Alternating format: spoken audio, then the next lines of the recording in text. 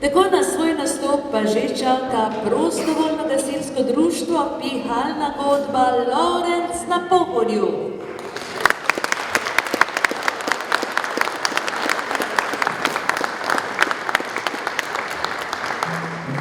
Lovrenška gasilska godba napihala prostovoljnega gasilskega društva Lovrenc na Pohorju je nastala iz Kačejeve kapele oziroma godbe. Sestavljali so jo kapelnik Franc Kačej in njegovih 9 sinov. Po smrti očeta je godbo prevzel sin Štefan, ki je k sodelovanju povabil tudi druge fante.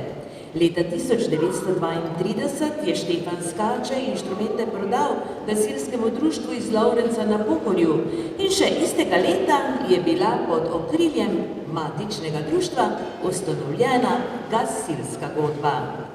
V teku let in v zgodovini godbe se je zvrstilo kar nekaj kapelnikov, od jeseni leta 2010 pa je godbo prevzel kapelnik Jani Lorbek, ki bo godbi dirigiral tudi danes.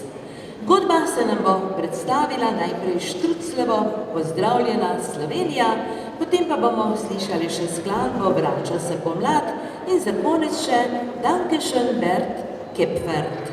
Tako, pred nami je nastop Pihalne godbe Lovrenc na Pohorju.